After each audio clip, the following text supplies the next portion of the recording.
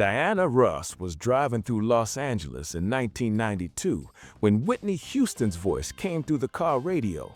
The opening notes were achingly slow, building towards something enormous.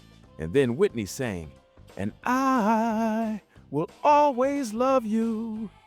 Diana's hands might have tightened on the steering wheel because that movie, that massive career-defining phenomenon called The Bodyguard, was originally written for Diana, and Diana had walked away from it.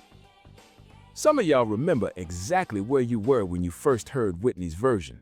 Remember the way that voice climbed higher and higher. Remember the way the song played everywhere: radio, television, weddings, funerals. Remember thinking that nobody else could have sung that song, that Whitney's version was definitive, perfect. But there could have been a different version, a Diana Ross version, because long before Kevin Costner and Whitney made history, the script was developed specifically for Diana. It was meant to be her vehicle, her chance to own the role of the pop superstar. And Diana looked at the project, looked at the potential, and eventually let it go. The regret Diana must have felt wasn't just about one song. It was about the realization that her instincts, the instincts that had guided her career for 30 years, had failed her. Diana had misread the potential, had underestimated what a movie about a black pop icon could become. And by the time Diana understood her mistake, Whitney had claimed the role so completely that Diana was no longer the star of the story. She was the predecessor. What makes this devastating is that The Bodyguard represented a ghost from Diana's past coming back to crown her successor.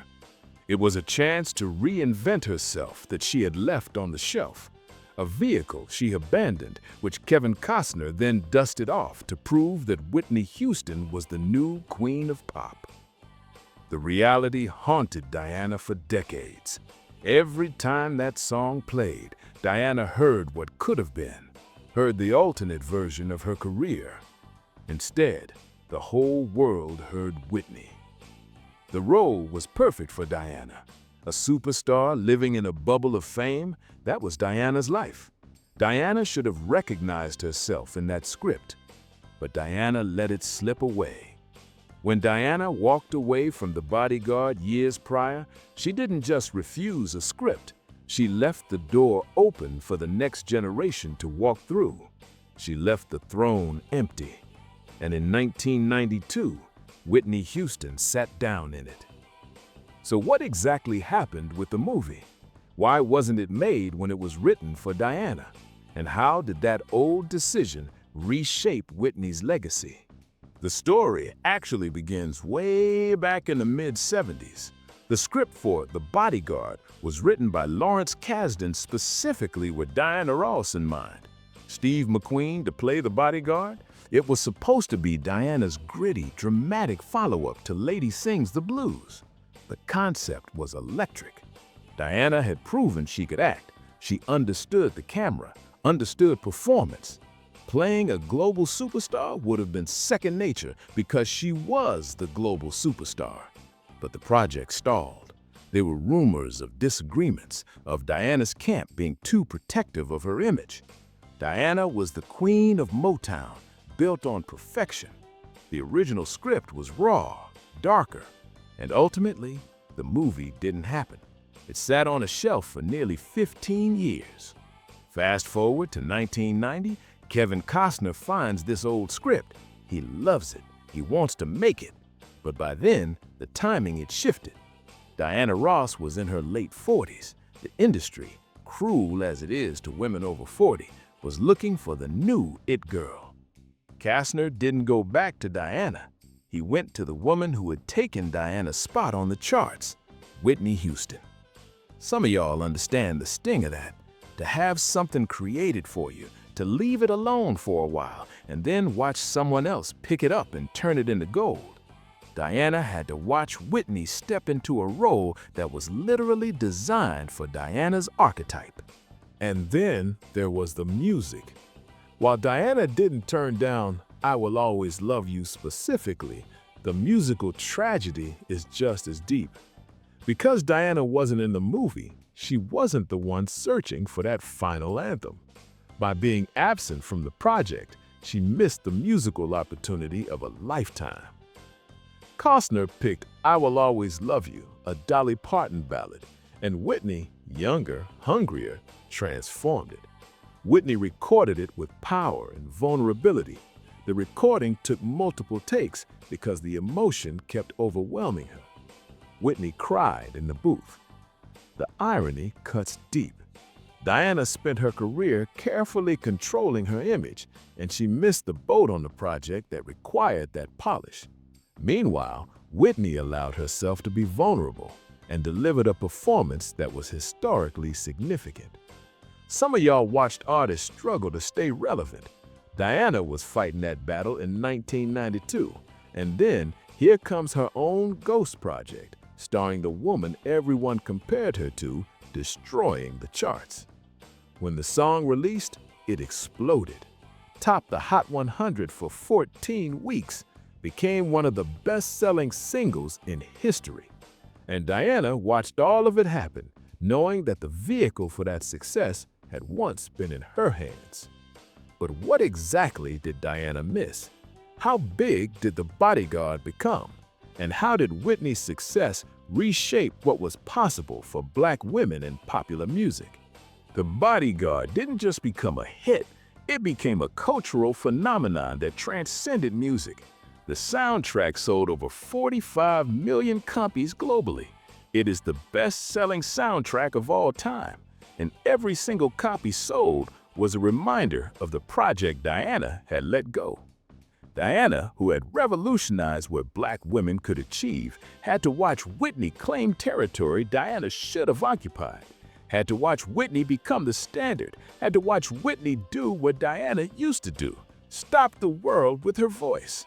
Some of y'all remember how total Whitney's domination was in 1992. Remember that you couldn't escape that song. It wasn't just a hit song, it was a multimedia takeover. The movie poster, Whitney in the rain being carried, was iconic.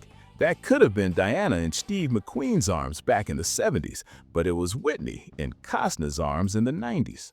The success proved something crucial, that the pop star goddess archetype was still powerful. Diana had invented that archetype, but Whitney updated it. Whitney made it feel modern, accessible, and heartbreakingly real. But here's what haunts the alternate history. Imagine Diana Ross in 1992, at age 48, somehow reclaiming that role. Diana's voice in the 90s had a depth and texture that was incredible. She had lived through actual heartbreak. Diana knew intimately what it felt like to love someone and let them go. If Diana had fought for that role, could she have played the aging superstar dealing with a dangerous world? It would have been a riskier role, a more meta role. It would have required Diana to be vulnerable about her fading dominance. But Diana didn't usually do vulnerable. Diana did glamorous. Diana's training taught her to never let them see you sweat. Whitney, on the other hand, let us see the sweat. Let us see the strain. The Bodyguard would have been Diana's comeback, would have reminded audiences that Diana Ross was still the boss. Instead, it became Whitney's coronation, and Diana watched from the outside, wondering how different everything could have been if she had championed that script 20 years earlier. The regret wasn't just professional, it was about legacy. Diana had been the first lady of song, but after 1992, the title of The Voice belonged to Whitney. The torch hadn't just been passed, it had been snatched. Diana Ross is 80 years old now, has had 30 years to think about The Bodyguard, 30 years to hear that song at weddings and funerals, and wonder. Because this story isn't just about one movie. It represents the inevitable cycle of pop culture. The student becomes the master, the archetype gets updated. Diana Ross walked so Whitney Houston could run, but it must have hurt Diana to watch Whitney run right past her, using a map Diana had thrown away. The parallel careers tell the whole story. Whitney kicked down doors that Diana had unlocked, but Whitney's story ended tragically. The vulnerability that made her performance so real also made her fragile. Whitney died in 2012 at age 48. Tragically, she was the same age Diana was when the movie came out. Diana has never recorded "I Will Always Love You." To sing it would be to admit defeat. Some of you all understand living with regret about decisions that seem small. You put a project aside, you say no because the timing isn't perfect, and then years later you see someone else change the world with it. In the alternate timeline, the one where Diana made the movie in the 70s, everything changes. Maybe "I Will Always Love You" never becomes a hit. Maybe Whitney finds a different vehicle. Maybe Diana wins an Oscar.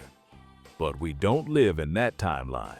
We live in the one where Diana let the script go, where Whitney Houston stepped into the light and cast a shadow so big even Diana Ross couldn't escape it. The lesson of The Bodyguard isn't that Diana Ross failed. Diana is a legend. The lesson is that art has a life of its own. Scripts, songs, stories, they wait for the right vessel.